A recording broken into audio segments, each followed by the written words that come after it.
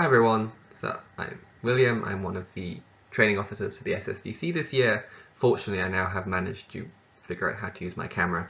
I'm not sure this is going to benefit you or not, and I don't know if it's going to benefit me or not, but alas, now we are locked into this.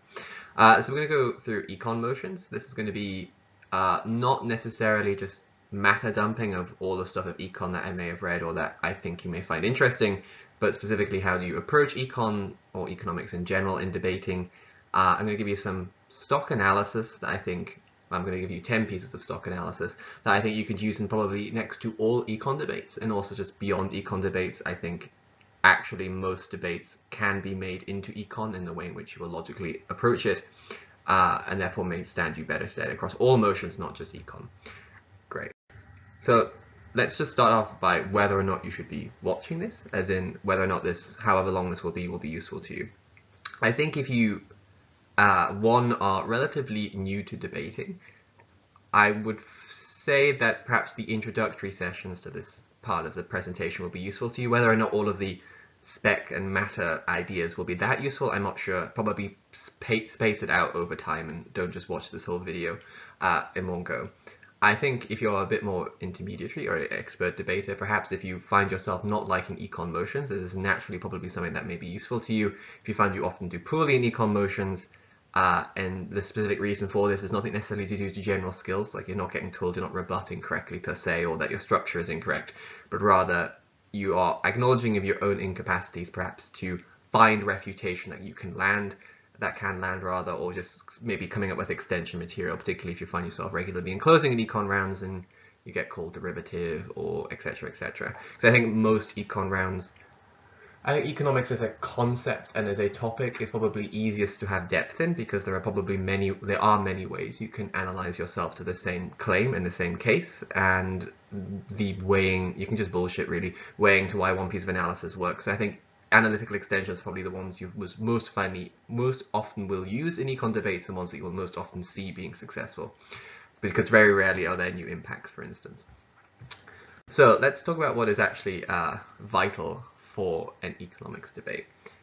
Often when you are in economics debates as a speaker, as a judge, you will see the bad trend that probably makes people hate them, which is that there is a lot of lingo, people speak extraordinarily quickly, and it's very difficult to follow, and you're just like, well, what I don't even know what I'm doing here. Often this would be because, like, in the first 5 seconds, people will be like, oh, inflation, interest rates causes blah, blah, blah, blah, monetary expansion, blah, blah, blah, all of that stuff, right? That doesn't actually get you that far in debating unless your judge likes econ and is willing to be insertionary and pretending not to be an averagely informed voter, except i.e. your judge is bad. So what you actually want are these 3 things. So the first thing is just have something, but it doesn't matter what it is, but just explain it very simply and clearly. I think this actually would stand you better instead as econ debates go on, as in if you're a CO and you're in a room where everyone is just talking thousands of miles an hour and is dropping spec knowledge left, right, and center, explaining one thing very clearly, very slowly, and just walking the judge through, like in all debates, will get you very far, and an econ debate actually can get you further in other debates. Being very consistent with your logic, so as you're giving a speech, always, as you should be doing anyway, particularly in econ though, always think about what you have just said and think if it makes sense what you're about to say. I.e., if you're making an argument X, for instance, this will make people poorer. Try to make sure within your prep and within your speech, and even just within the speech you're writing and the speech you're saying, that there is a consistent logic that's going from A to B to C to D. This is just obviously general advice that you should give in all debates, but econ is probably the one where it matters most, because there'll be a lot of mechanistic clashing. Thirdly, and I think this is probably just with the centrality of economics debates, is it just comes down to it clashing incentives. So often it is the case that debates center around what corporations do or won't do, what consumers will or won't do, how the economy will or won't shape or shift in a particular direction. You can attack this mechanistically by providing plausibility to why it's likely to be this way, but often what it comes down to is incentives, explaining why someone will act the way one team wants them to act, or won't act in the way the other team wants them to act. So often the analysis you're particularly focusing on, and things that you should be asking yourself in prep when it comes to economics debates, is not necessarily what happens in the world now, necessarily by characterization, but explaining why the world will tend to be in one direction rather than the other. I think this is where you get in prep the centrality of claims emerges from. So for instance, we're going to do some practice debates later on, as in some examples to show, to illustrate this point. But if you remember econ debate that you may have done some while ago or even recently, I think the teams that often stand a better stead are those that provide analysis or provide reasoning to why an investor will invest in this way, why he wants to do it, or why they want to do it rather, or why they won't want to do it. And a lot of the stock analysis flows from this incentive weighing, as in I'm going to show you 10 reasons or 10 mechanisms that you can fit into any instance that will provide a different way of considering an incentive, in case this is something, I think this is fundamental to econ, but something maybe you don't already know anyway. So here are the 10 headlines of mechanisms that I think are genuinely useful in econ debates. So going from things like the concept of demand and supply, the concept of how consumers make their decisions, things like inflation, things like expectation, etc., etc. I think all of these things can be used as mechanisms to prove the same plausible outcome, i.e. if for instance you're in closing and your opening is this motion will make people save more and this will be good because they'll have more money to spend in the future date. There are many reasons to think that why consumers will do this. All of them are listed on this page to a certain extent. Each of these can be independently analyzed by a closing team or by an opening team, and indeed can be independently weighed as more important, more persuasive, etc., etc. So let's just go through these individually and see what they are and how they apply to an econ motion. So if you look about demand and supply, I think anyone with any rudimentary understanding of not just econ but logic in general will understand what I mean by this. So by demand we mean the desire for a good or a service or an idea or an experience, and by supply how much there is out there. In addition, how much is readily being supplied to the economy. So supply doesn't just mean cannot just mean the aggregate number of things that exist, but the aggregate continual supply of these things that are happening, i.e. every year how many more of these things are being introduced, what is the rate of supply versus the rate of demand, for instance. So in classic econ, I say classic econ because there are other schools of thought around this that we could get into, but we're not going to. If we just can take, Keynesian, very basic, Adam Smith logic. If you have 10 things in a room and 10 people to eat them, and one person eats one piece of cake each, then you have optimality, as in there is enough demand to meet supply. What happens then logically? Suggests that everyone is satisfied, people don't fight over cake, and therefore the world is a good place. So you can use that as a mechanism to describe why you want to get that optimality and why a motion does or does not result in this. Often the case, the world is naturally complicated, and it is generally a framing standpoint econ debates that there is a mismatch between demand and supply, or there will be as a result of the motion. So if as a result of the motion or within status quo demand is greater than supply, this may be shown by the fact there are rising prices, i.e. if there is a limitation of the amount of cakes in a room, but there is, for instance, there's 10 cakes in a room and there's 20 people who want to have a cake each, obviously therefore demand exceeds supply, which means the value of each cake is higher, and therefore if you have to exchange money as a way of getting it, you'd have to pay more of it. That probably just means that things become more expensive. This is just a piece of stock analysis to why prices fluctuate, and obviously there's links to impacts about whether or not poor individuals can afford this, whether it makes their lives easier or harder, and then you can obviously differentiate that into socioeconomic brackets and blah blah blah blah blah. The second thing I think that was often overlooked is, as we'll get onto later, the idea of short-term and long-term. In this instance, this just facilitates economic expansion, i.e. if demand is higher than supply, there is a direct incentive for individuals to try to cater to this demand because there is a gap in the market, i.e. the current suppliers are being insufficient insofar as they're not being efficient or productive enough, and therefore either they will expand their operations or to accommodate demand and have the direct incentive to do so because they maybe can go to an investor and saying, see, that if you invest in me, there will be a good return because demand is higher than supply, and also for people who want to start their own business. The reverse case, in demand and supply, reverse ideas, lower prices, economic contraction. So how does this mechanism fit into different debates? One way this does it is framing, as in an econ debate, you can argue that particularly in a wood motion, or just in any genuinely any econ or real world debate, it's always good to frame what exists as a problem in status quo as a motivation to why the motion is being argued anyway, and how the motion does or doesn't address that problem. So for instance, if the motion was, this house would deregulate the banks, you could argue from Gov that the problem that exists in the status quo is the demand is very high for financial assets, but supply is very low because banks or investors are hamstrung in order to give them. Ergo, this is how we solve this problem. On the other hand, you could argue, no, the problem is not that there is too little supply. The problem is that the supply isn't guaranteed enough, as in, even if you're able to give loads of money, you want to give that very safely. So the problem actually is the access to secure supply, not just supply itself. And therefore, we don't address the problem by doing this. We make the problem worse, because if you give loads of money out, and you're more likely to deregulate, suggesting based on other characterizations that your money is too liberally flowing, you don't have enough reserves, whatever. This probably means you don't solve the problem. So therefore, you can think about demand and supply as not just a way of framing, but a way of explaining the comparative advantage a team does or doesn't have based on this framing. Second way you can approach a demand and supply is tipping point analysis, i.e. we're independent of framing, explaining why a certain action materializes because it changes the nature of demand and supply.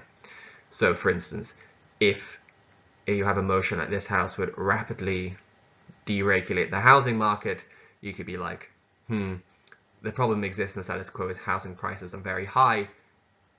This is because demand outstrips supply. If we deregulate blah blah blah, then we have more houses get cheaper, or the incentive for houses therefore increases to be built, etc., etc. Obviously, you could flip that analysis on its head if you wanted to opposition this motion by claiming what you actually demand is not necessarily lowering house prices, because this would disincentivize the construction of houses, and therefore you'd be prioritizing the short term of people having houses as opposed to the long term of people needing houses in the long run. What I'm trying to exemplify here is this is a mechanism that can be equally applied to explain the incentives of different actors, to not just within framing, but within tipping points. This is one very commonly seen piece of analysis and mechanism that is used. Just because people often say this, people often don't expand upon it in a very rigorous way, i.e. they just say, demand and supply are important. This motion means there's more supply, and then move on. Importantly, in the context of debate, particularly in closing half, or even just responsive, or even if you're a deputy and your prime minister says this, it's important when you think about mechanization, especially if it's going to be stock mechanization like this, to fill in all of the gaps. Not only does this mean you're more robust, obviously, but also just means that you're stopping extension speakers from having their go. So the benefit of having stock analysis like this is not just that you know it, but you're able to understand how it interacts with the debate and also recognize when it is lacking in certain instances. So that's the first one, demand and supply. Second one, consumer behavior. So often in econ debates, you will be describing or trying to assess how people are going to interact with the economy different. This requires a conceptualization of why people choose to do the things they do, i.e. microeconomics and game theory. So why do we choose to buy things, and why do we choose to save? What is important to recognize here, and what often goes wrong in economics debates, is debaters that are starting to get competent, as in they have a few competitions under their belt, they're starting to get good scores, they're starting to learn the game, approach econ debates, and maybe most debates, too simply. Recognize that there are a hierarchy of preferences that people have. They don't just want X, they probably want X, Y, and Z, but they want X more than Y and Y more than Z. Whilst this is true in abstract, in a context of a debate, you could explain consumer behavior changing as a result of the motion in ways that are advantageous to your side. So for instance, let's look at some examples, right? So conceptually, we want to buy things because we want the thing, right? Not hard. Like, I want to go and buy a croissant because I want a croissant. However, I have another incentive. I want to make sure I have enough money in the future to cover my bills, or maybe have future croissants. Why then do I choose to buy a croissant one day and not the next? This is probably because consumers are influenced by a lot of things. One of the things you can argue is short-term versus long-term. Whether or not in a certain instance they prioritize the short term, and in whether other instances they prioritize the long term. In the context of a debate motion may be shifting the ways in which consumers value the short term or long term, and therefore provides a tipping point for either side. So if we consider these 4 or 5 examples, first in the case of debt. So why is it the case that consumers are likely to take on debt in certain instances and not in others? 2 ways you can think about this. 1, consumers are rational, meaning that they are able to control their emotions, able to have some predictability over the future and act accordingly. So for instance, a person may choose to accept debt because they recognize they're going to use that debt in a way that's going to increase their supply of money or make them more stable in life, i.e. accepting debt in the case of a mortgage to buy a house to live in. Consumer behavior can be shifted on whether or not they do take on debt by 1, the capacity to do so, whether or not banks are giving them money out, and we'll talk about why things like risk may be changing that incentive. But in terms of an individual's choice on whether to do this, you can be very creative about why people will or won't choose to do this. 1 could be about whether they value the thing they're using the debt on. Secondly, whether or not they think they will be able to repay the debt in the future. Thirdly, the amount of collateral, right? Because debt is usually people don't freely give out money because the reason they give their money out in general, except if you're a family member maybe, is because you want that money back potentially with a higher return, meaning that you want at the very least to know that there is something backing that person, that if they are unable to pay the money back, you can therefore take something that does have a definitive store of value, like a house in the case of a mortgage, or if you're a loan shark, a leg, I don't know, in a way of this. This means you can think rationally how consumers will or won't weigh these calculi in their head when they ought to take them. The second way to think about it is irrationally, which is probably the more sophisticated way, i.e. often in times in debating it is really annoying, but you will make a good analysis like potentially I just did on a rational calculus, and then you'll have some speaker come after you going, well actually, you know, consumers aren't rational, they're irrational, they don't have perfect predictability, they don't always control their emotions, they don't have access to perfect information, etc. I would generally advise you to always err on the side of consumers being irrational because it just sounds smarter. And, you know, I've never seen a debate where someone's being able to outweigh analysis of irrational consumer actors by saying, actually, consumers are very rational. Like maybe they say they are sufficiently rational, but probably not. I think this affects the 3 other instances we're talking about. Things like investment, like whether or not how a consumer chooses to use the money they have. Are they going to likely consume stuff, as in buy apples and oranges, or are they going to save this money? In a context of debate, you may be arguing that the motion is good because it results in people having more money they're having more money. This requires some incentive analysis, hence the entire point of this talk, right?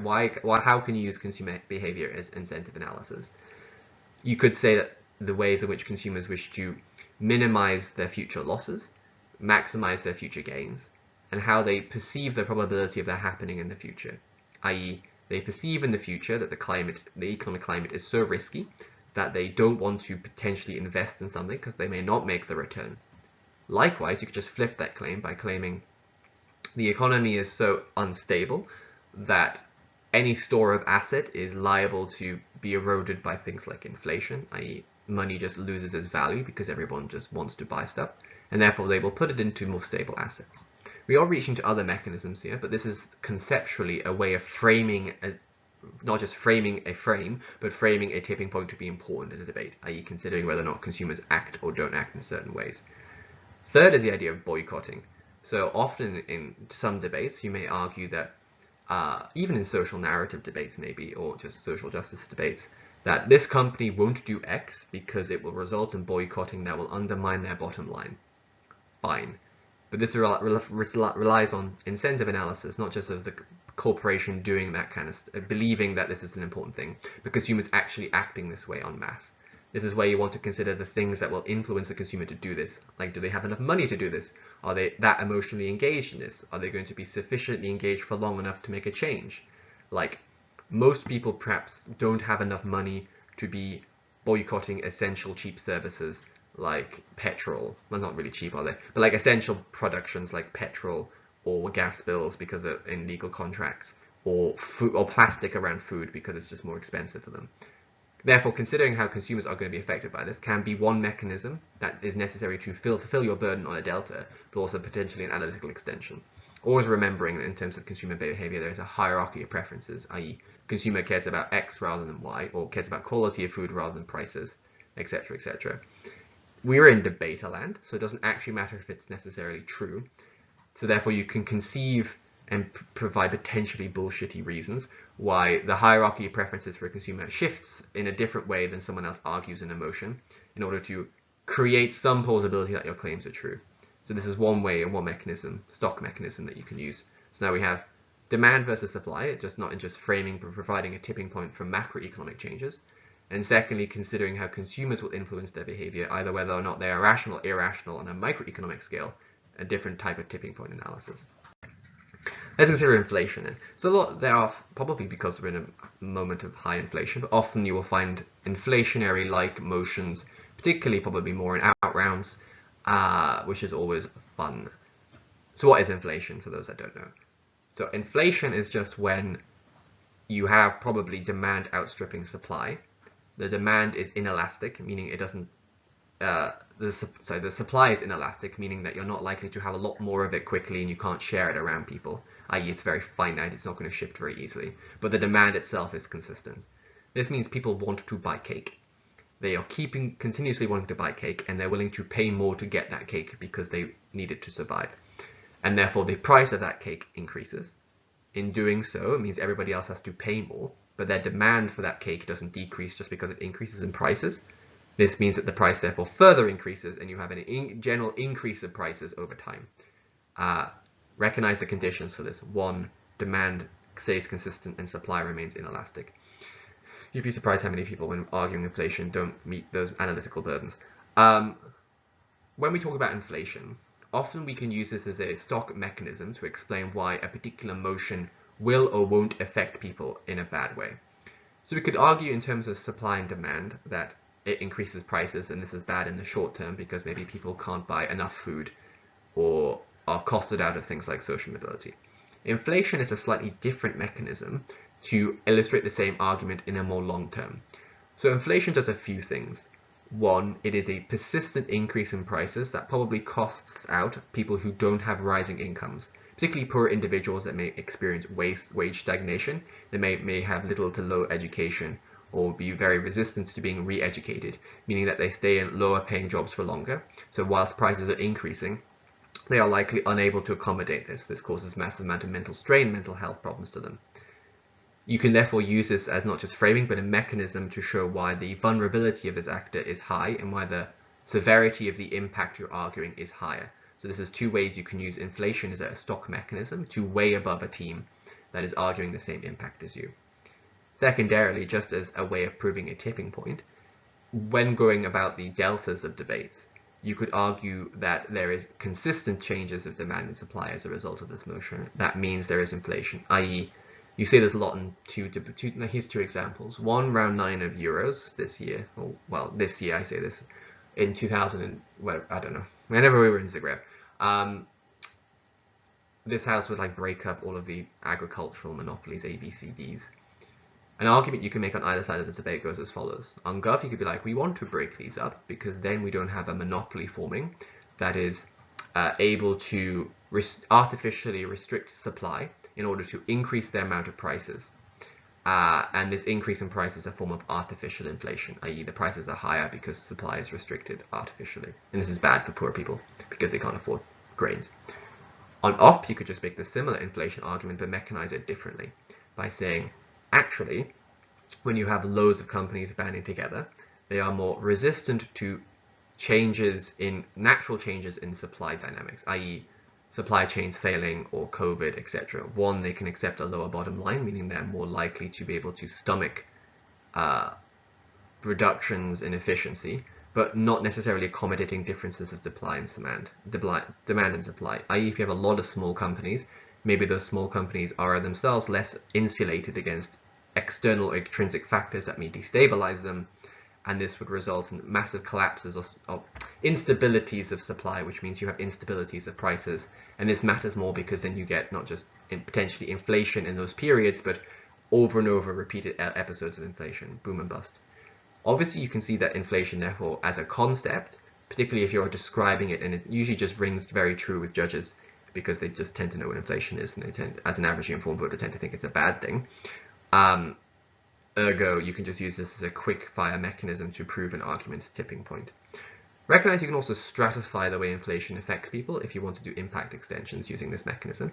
So often people will say inflation is bad for the poorest, but also recognize how inflation probably affects the middle class and rich. You can say the middle class are affected by inflation because it reduces their consumption power or reduces their capacity to want to borrow, lending off their consumer behavior ideas, i.e. inflation means that things become more expensive, meaning you need more money in order to afford things to keep your standard of living high, therefore you're less likely to give this money out to other people, etc., etc. Obviously this mechanism just can just be flipped with a counter assertion or counter mechanization, i.e. inflation means in the future things will be more expensive. You're not necessarily going to get the money in the future because you're working a stagnating job, therefore you give that money out with a high return in order to get that money in the future. What this is necessarily showing is inflation is a mechanism to which you can mechanize an impact, basically, improve a different type of tipping point. You can also just impact on the rich if you really wanted to by saying the rich, even if they're insulated against inflation because they have a lot of money, nevertheless affects the way in which they choose to operate in the economic world, whether or not they choose to give up money, whether or not they choose to put their money in certain areas or not, based on that. Impact on businesses. Businesses tend to get very nervous and agitated when inflation is increasing. A lot of businesses are don't necessarily have that much money in reserves. They're usually, like some people, especially small businesses, running month to month and are very funneled by high amounts of debt. And inflation makes them very risk adverse because they're not likely to take risks that make their access to liquidity, i.e. money, so impaired that they have to default. And in certain cases, inflation is the tipping point that means that businesses end up collapsing. So this is a stock mechanism you can use on the bounds of inflation to explain why a particular motion may result in unemployment, for instance, or may result in a lot of businesses collapsing that spikes things like depressions or local depressions in areas of business. Finally, you can talk about how inflation affects governments. If you have high inflation, there is a political incentive to do something about it for all the reasons we talked about. And this may mean this may be a tipping point for governments to take intervention in the economy. Naturally, this intervention could be in two sides. It could be austerity, i.e. they cut loads of money in order to artificially restrict demand by restricting people's capacity to pay money, i.e. you cut benefits, meaning that not only does the government save money for their own means of like being able to fund social services or paying government debt for whatever they care about, but that means people don't have enough money to be able to create supply in the first place, which re-equalizes supply and demand, not on the supply side, but on the demand side. In contrast, you could equally argue that governments, in times of inflation, may wish to spend money, like giving investment zones if you're Liz Trust, but giving money to businesses so that they can rapidly expand, so that they can increase their supply and therefore meet demand. All this is necessarily showing you that this is a type of stock analysis that you can become more familiar with for another type of tipping point in econ debate. The goal here, as you probably can tell, is this is not a be-all and end-all mechanism. It will not axiomatically win you the debate because you say inflation, because there's always another side to the coin. This is a way in which you can start generating ideas in econ debates and potentially implement those ideas in a different type of motion or an extension. Third is one that I personally like using a lot in econ debates, which is oftentimes people will be like, the world is not X, therefore the world will never be X.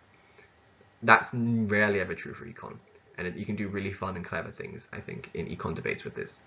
To recognize a lot of things in economics, particularly when we talk about what happens in the future, is not guaranteed by what is happening in the present, i.e.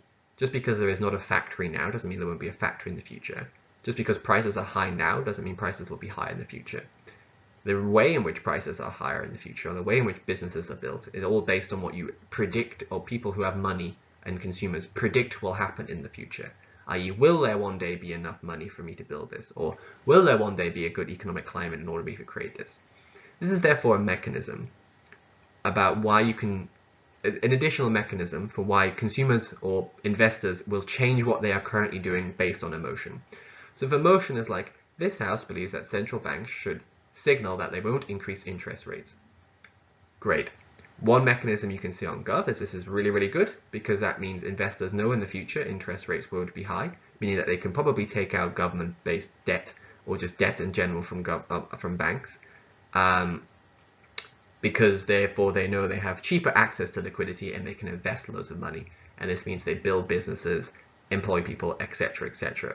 And therefore, because there is a lot of money in the economy, interest rates are therefore low as a result of the fact that there is a lot of free money around, and therefore people don't need that much of a return on their investment because they've got loads of liquidity, i.e. expectation creates reality. On the flip side, you could argue a contrast to that, i.e. the expectation that the central banks will make low interest rates, i.e. there will be low interest rates in the future, means you know you're going to be able to have access to low amounts of liquidity in the medium to long run, meaning there is no immediacy in you taking the money right now. You can take the money tomorrow and next year, meaning that maybe you can put yourself in a more competitive instance now before taking on that debt and that stress in order to create that next business. Recognize how I just used the same mechanism to prove different impacts and different plausibility impacts. On the first hand, I used the mechanism to say why people will end up taking a lot of money and building businesses very quickly. And on the opposite side, I was able to use the same idea of expectations to explain why that's not likely going to happen. This is just what econ debates are in every damn econ debate. The reason it often becomes messy is because teams are able to get to that level where they're just doing what I did, but then don't weigh, for instance. So don't explain necessarily why the expectation of the first argument, i.e. people want to start having an urgency to make a load of money now, is more likely their proximate consideration than that of waiting a little bit. This is where you can use other mechanisms, but just other lines of analysis within this same mechanism to prove why that is more likely to be true. And you can just have fun with this, i.e. people aren't guaranteed the next day, i.e. in the long run everyone's dead. They want a comparative advantage, which is one mechanism that's going to be on this list, and hence they take money now because there is urgency, etc., etc. I could do this all night where I go left and right from gov to op and say all of the counter mechanisms. This at least gives you some ideas of how you can approach this, not just in substantive construction, but also refutation and extension. Recognize some intuitions that you can push along the way that I think makes judges who maybe aren't that familiar with econ more persuaded by the type of mechanization. One is just the idea of gossip, right? Gossip is usually a misunderstanding of a reality that, because people talk about it a lot, creates that reality in people's heads. Secondly, the idea of running a banks.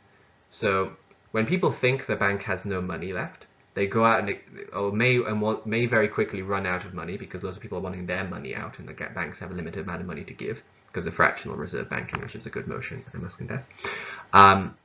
Therefore, they go out to get their money, and by virtue of the fact they have expected that to be true, have made it true, because now loads of people see them on TV like Northern Rock in 2008.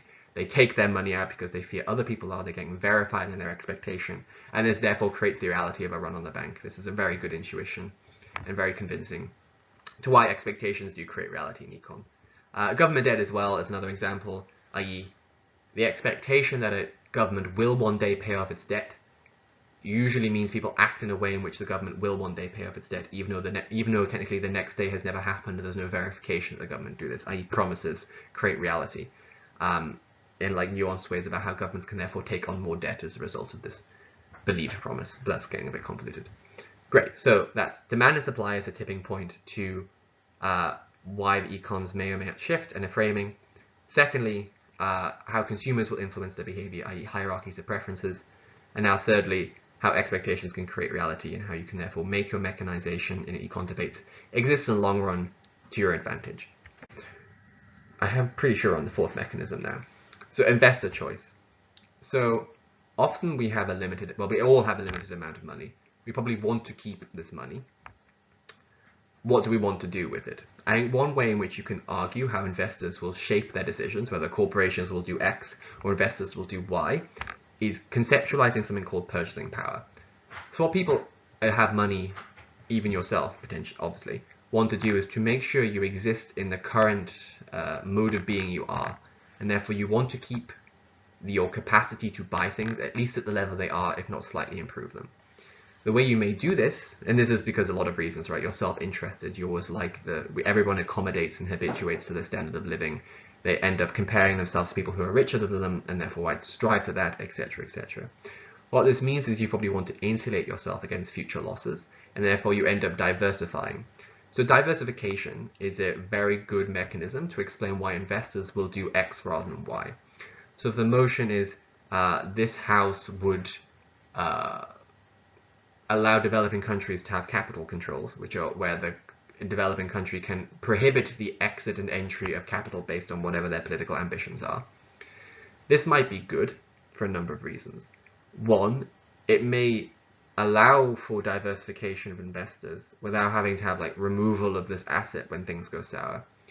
Although on op, you could say this is bad for diversification because investors will want to have their money back at one point, and therefore this would prohibit their diversification capacity in the future because they'll lose out on money as a result. This is actually probably a very convoluted example, but that's one way in which you can think of diversification, i.e. if you have an investor is probably far more likely not to take all of their eggs and buy stocks from Microsoft, but to put less of their money in Microsoft into other things. This could be an argument you could make in debates like the one in recent one in Cambridge, I think it was round 4, about like if you're a green investor, whether or not you would pull your money out of a company that was doing ungreen things or something like that. You could argue that even if the investor as a consumer is evaluating green energy and green production very highly, what they want is to minimize the potential for loss in the future, so they are likely to diversify where their money comes in, and this is a more proximate consideration to them other than their green ideologies, because the ideology is likely to necessitate having loads of money, and therefore this is prior. Obviously, this is just debating, right? Whether or not that actually is true in real life, probably not, but this is debating. So this is one idea that you can use. So we have, and I'm not going to go through the list of things I'm going to start forgetting, but investor choice is another mechanism you can use in debating. Irrationality. So this is what I mentioned earlier, but is very useful in it's kind of a flippant, but it can be a very effective responsive technique in debating, particularly if you're in closing, particularly if you're a member of opposition and you have very strong OG teams, like Durham, round 4, where you can have very good analysis to why rationally someone would want to invest money this way, why the economy would shift this way, etc., etc. But because of the nature of analysis, seems very logical and very rational. You can therefore just use a mechanism to why people aren't rational and why people are irrational. And here's a number of ways you can do this. One, people don't have access to all the information. Secondly, they're risk adverse. Even if it is true that they are 20% likely to get a return, this does not mean they're likely to put 20% of effort in, because they value having money versus not having money, and therefore they over-prioritize loss rather than gain. This means they are probably irrational in the sense that it's therefore more difficult to predict their behavior. So you can use this mechanism in 3 ways. One, it can be used to undermine the plausibility of a rational claim, so it can be used as mitigatory rebuttal. Second, it can be used as a constructive case for why it is likely, therefore, a tipping point is differently achieved, i.e. you don't get the type of stuff other teams are arguing, so you flip a claim. The third way is a form of weighing, as in you're trying to weigh clashes against each other, i.e. why one is more likely or more plausible or more important. You can use irrationality as a reason to believe one clash doesn't matter more than another. So here's some examples of that. So if there is an econ debate where people are talking about how individuals use their money, whether or not they give it to somebody or whether or not they choose to keep it, a motion may be changing this consumer behavior in a way that is irrational. So for instance, if you have the motion like this house would, this house believes that governments should not allow, or shouldn't give like subsidization for over 2 children. Not a very good equity motion, but I've seen this one twice actually. I.e. if you allow benefits to children, but if you have more than 2, you're not allowed any more of them. Gov teams may, unfortunately, rationally argue that, okay, if governments do this and people are dependent upon benefits to have a good standard of life, i.e. some of the mechanisms we've already talked about, therefore they will stop having kids over 2. In a perfect world, maybe, but obviously you can just levy an opposition that this is, one, a type of mitigatory rebuttal, that this is unlikely to, this is unlikely to be plausible to the panel because they've yet to give you reasons why people are rationally motivated. People are irrationally motivated because, I don't know, they like sex, they don't plan for kids, that often accidents happen, maybe religious reasons why they don't have planned parenting and stuff like that. Secondly, you can use it as a counter tipping point, as in to flip the claim, as in actually if you care about reducing the number of kids, you're more likely to reduce the number of kids when you don't put in a substantiated, when you don't make this policy, because with this policy, maybe this means people are more aware of this issue, they're wanting to revolt against the government. I think this is a really weak argument. Or secondly, that I don't know. That's actually maybe not a weak argument. I don't know. Some examples of how people are irrationally motivated to like try to screw the government over by screwing themselves over.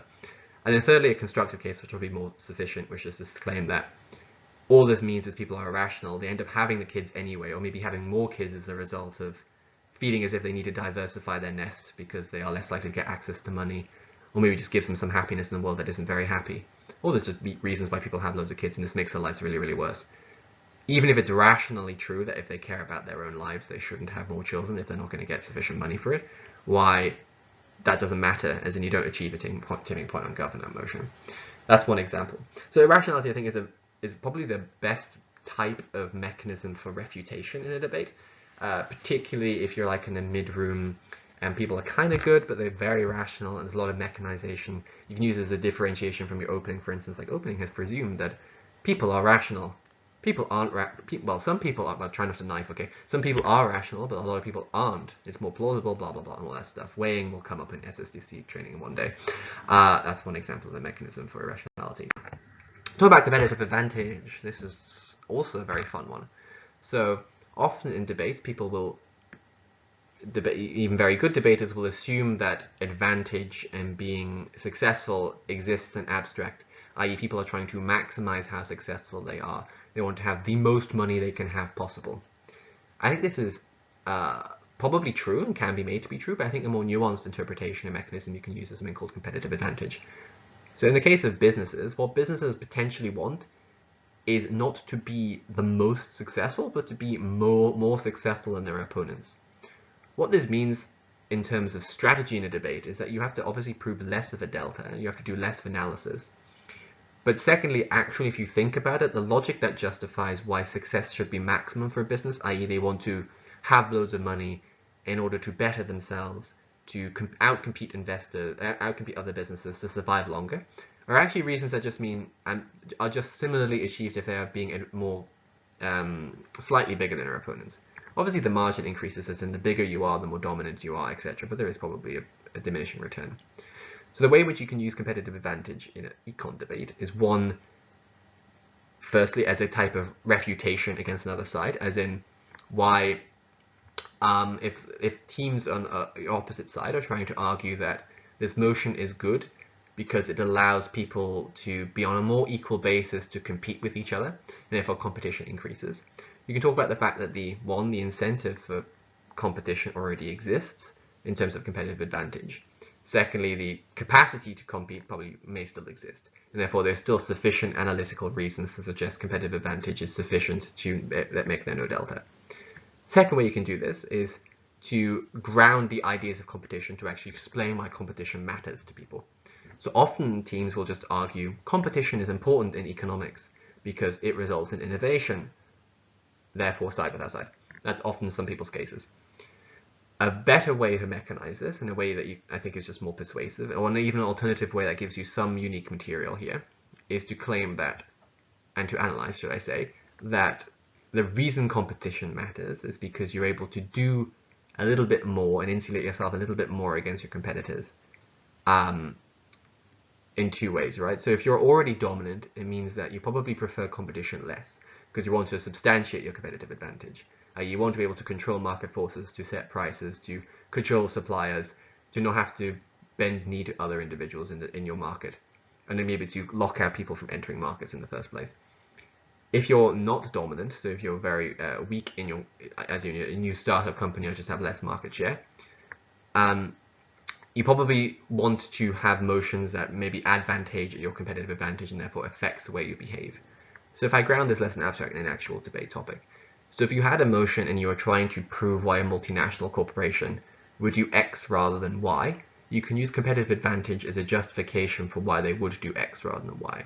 So if you're trying to claim that this company is going to do X, and X is therefore good. Like they're going to invest loads of money in poorer areas, and this is good, and you've got all the good impacting of why that's good. You can use competitive advantage as one type of linker between why the motion results in the company doing X, i.e. they wish to obtain a slightly better margin of increase over the competitors. Even if they are not dominant over the competitors, the margin matters because they're slightly more able to insulate risk, they're more likely to be able to overtake them for stochastic reasons, etc., etc. So this is sort of a nuanced mechanism that can, a different type of mechanism than others might argue, i.e. supply, demand, expectation, creating reality, whatever, to get that case there. So this is, once again, a 6th or 7th mechanism that you can use in a debate to prove a case. Talk about short-term, long-term. So often in debating, as in actually all debating, is you can, even though you're not allowed to time place, obviously, you can weigh based on the times to which you're talking about and the times at which you're effective.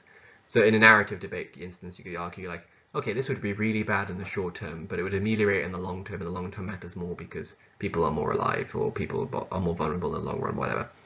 And some nice principle justification, so why the unborn, anyway, Alcon and Alistair's SSDC video on principles, I'm sure.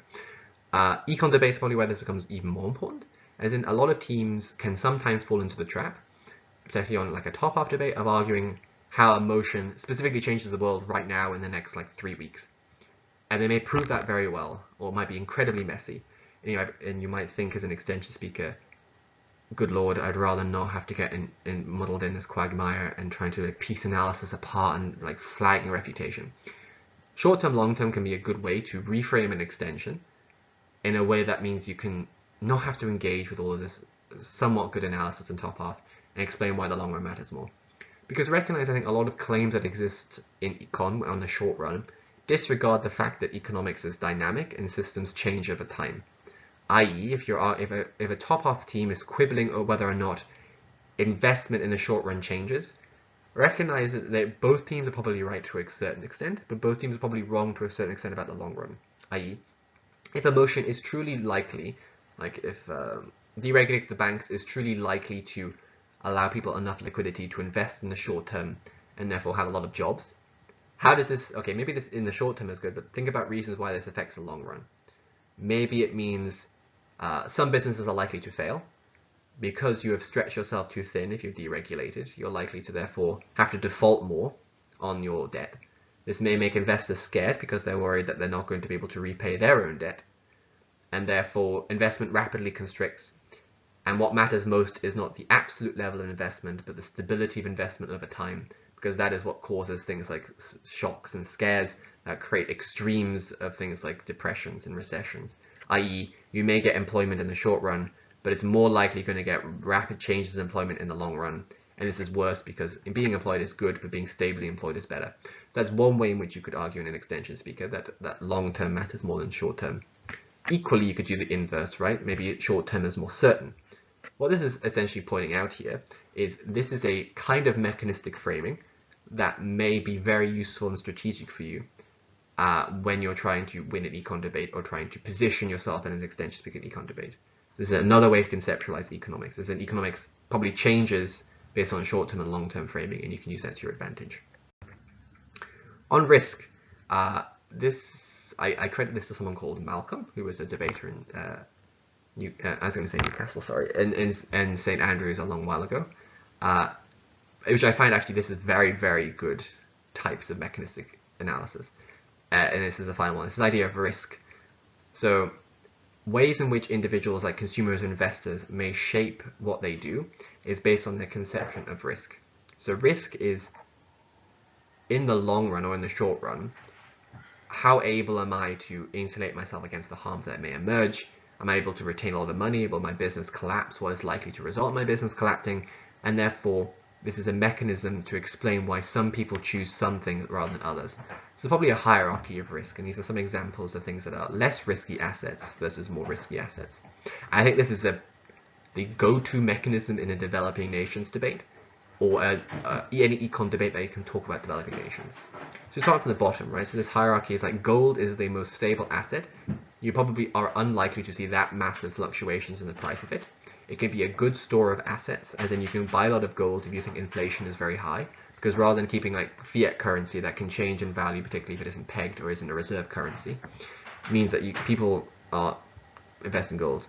A good way of doing this is like, if this motion results in people being a lot of risk happening in the economy, people put all their money into low risk assets. These low risk assets are really bad because maybe investors store all their money and are protected for a rainy day, but gold literally probably does nothing, right? If people are buying loads of gold bullions, it doesn't help the economy because there's no productive capacity. So you could argue that if a motion increases massive amounts of risk, not does it just mean that risky investors lose loads of money and there's economic shocks, etc., but that money just becomes unproductive in the economy. And this is another mechanization to explain why there is stagnation. I think a little bit more plausible. It sounds a little bit more plausible than there is recessions. You have like things like government bonds and pension schemes. So these are like slightly more risky, as in there is some chance you're going to not get your money back, Liz Trust, but it is very likely that this is a stable asset you can put some money into, has some productivity, as in it does help pensioners, and it does help governments funnel debt, but maybe it's not directly efficient. So maybe you could argue on a spectrum, this is bad, emotion may be bad because it makes investors more risk adverse, puts their money into these issues. This is worse than if they were less risk adverse because they'd put them into things like investments in businesses. If we go into the higher risk stuff, these are ones where investors are unlikely and know they are unlikely to get that much of a return, or at least the returns they may get, whilst very, very high in the case of Bitcoin, are quite uncertain. This therefore changes the way in which they approach things, right? So if you have like a national currency based on Bitcoin, you could argue that the risk is the perception of risk is so high that the types of ways in which people will interact with the economy will be either very extreme and sudden, as in they're going to put loads of money in to hedge their bets, or virtually non-existent. And you can argue how motions may affect the way a developing country will work, i.e. this house supports Ecuador's adoption of Bitcoin or cryptocurrencies, and argue how this affects things like FDI, or maybe just the capacity for individuals in a country to be able to invest and just survive, or weighing off why decentralization and control of currency matters more than all of this stuff, which I don't know how to do, but as someone who knows how to do that. And finally, things like developing nations are conceived of as the most risky, especially considered to developed nations. This is for a few reasons. One, it's very likely there is massive amounts of debt that are funneling developing nations, which means it's already unsure as an investor if you're investing in government bonds of this country, which is necessary for them to pay for things like healthcare and get themselves out of debt traps, whether they can actually repay that in the future, which means you're less likely to put this money in, etc., etc. There are other mechanisms, but I'm sure you can fill in the gaps. What this means then is you can conceive of risk, particularly in developing nations, as whether or not this is good or bad from the standpoint of emotion. So if emotion is changing the way in which, if you can make it seem as if the emotion is changing the way in which individuals will perceive risk, things like deregulation, things like how investment bankers are exposing what they will do in the future, who they're getting their advice from, whether it's an expert or a politician, whether politicians are able to decide economic policy, whatever. Things that increase instability, increase risk, as in you can't as much predict what is happening in the future. You can make a case that this is bad for certain instances because of the way in which money moves and where money moves and how fluid money is. And this is all based on the incentive mechanism of risk. Vice versa, you can argue that things that have become, if you allow for more risk, then maybe the probability of reward is less, but money gets there. I.e., if you like, say there's a motion like this house would allow only developing nations to be what they're called, offshore places. Like you can only allow offshore accounts in developing nations. You could argue, okay, even though this magnifies the risk, even though the risk is higher in developing nations, maybe the payoff is higher. Maybe that isn't actually a conception about risk, but anyway, you can think about it that way. So, this is one way in which you can think about risk. So if I go back, actually, because I did not have, I can't, never mind. Let's think about all of those mechanisms, right? So we have supply and demand, consumer incentives, investor incentives, inflation, things like risk, things like competitive advantage, things like diversification. These are all mechanisms that you can employ very easily in economics debates, not just for one, to make your analysis more solid. Secondly, to also have framing that makes you more persuasive. Thirdly, is a way in which you can effectively respond to argumentation of an opponent's side, not just to mitigate a side, but potentially to flip a side. But fourthly, I think perhaps more importantly, is to have an extension, which most economics debates don't have, as in people struggle to find and new impact, because often impacts have been taken quite easily, i.e. poor people get less poor is usually an impact you will see in a debate at some point, or investors will invest X, and this is the impact that all teams are biting over. There are probably other ways to impact it more creatively, but I think in modern day debating, it will all come down to this. So how do we actually end up integrating this stock analysis into stocks, haha, joke, into econ debates? This is obviously just completely about practice, right? The more you do this, the more familiar you get with it, and most importantly, the more confident you are with doing this. And if you're confident, not only just do you enjoy econ debates more, which probably means you just enjoy debating more because you will see econ more often than not, but maybe you're able to accrue points in times when you didn't. And econ debates usually like round 3s, where it's critical. It's like how you're doing in round 3 usually determines whether or not you'll break. And it's usually like the first out round, and if you care about out round penetration, then yeah. So let's do some examples then. So let's say we have the motion, this House believes the introduction of the euro was not in Germany's interests. So you want to pause and think about how you could apply those 10 examples of mechanization to this, and then we can have a discussion. So probably a lot of things you can talk about, right? Firstly, you just want to understand a little bit more about what the euro is, which does require a degree of spec knowledge. As in, you probably are going to have to read about the euro, and if you haven't done now, you probably should. As in, the euro is a centralized currency that deprives nation states from able to control how much they borrow against it, i.e. you can't borrow euros because you can't print them, and therefore restricts your capacity for fiscal freedom. And this affects different nations differently. So if you think about supply and demand, how is this good for supply and demand? So obviously before we talk about it, I have to think about what Germany's interests are. Maybe the interests of Germany are to have a high supply of euros or a slow demand of euros, because it changes the way currency is evaluated. Maybe Germany's interests are to allow investors the maximum amount of freedom, because then they can invest entirely across the European network and build up the whole consumer base across Europe, and that allows Germany as an export-dominated country to have more stability. Or maybe not, maybe Germany wants to be the sole exporter and doesn't want other industries to be built up. In terms of risk, is this making Germany's life less or more risky? Maybe if the introduction of the euro means you put your eggs into one basket, as in the strength of other nations' economies like southern European nations affects the financial capacity of Germany, and therefore it increases risk in a way that Germany doesn't want. Or in contrast, it is good types of risk because it therefore incentivizes a large amount of centralized investment in certain areas, i.e. the euro itself may be conceptually risky, but it's perceived as less risky if you invest in Germany that has more control over the euro as opposed to other nations that may have not. And in comparison, you can consider the counterfactual, whereby there would have been there potentially could have been a European Union that didn't have a central currency, and how this actually comparatively would have been more risky, as an investment would have been scared away by micro fluctuations in currency that may have affected Germany's capacity to import and export, etc., etc. And you can just go through the list. I think there are probably a lot of things to talk about here. Recognize, most like econ debates, two things. One, this is very much dependent on characterization, as in framing what Germany's interests are and aren't, and specifically why Germany cares more about risk or its export domination or its economic domination or its political stability. Don't just say it cares more about this, explain some reasons why it does. And then secondly, you can see how the mechanizations we just talked about can be leveraged in many different ways as constructive cases for gov-op, rebuttal against op or gov, extensions of gov and op, framing of op and gov. Let's have fun with that. So let's look at the second one.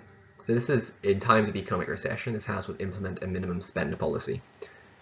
So the spend policy here is that the governments are mandated to spend a certain amount of their government spend, mandated to spend a certain amount on specific areas, whether this be education or investment, whatever. Obviously, the frame here is economic recessions, which suggests that aggregate demand is low and potentially supply is being constricted by people being pushed out of the economic market by being unable to support and keep their businesses afloat. So here we can talk about long-term versus short-term, whether this is better in the long run versus short term. Might be good in the short term because that means you have a lot of money being spent that revitalizes the economy sooner, which means you get out of recession sooner.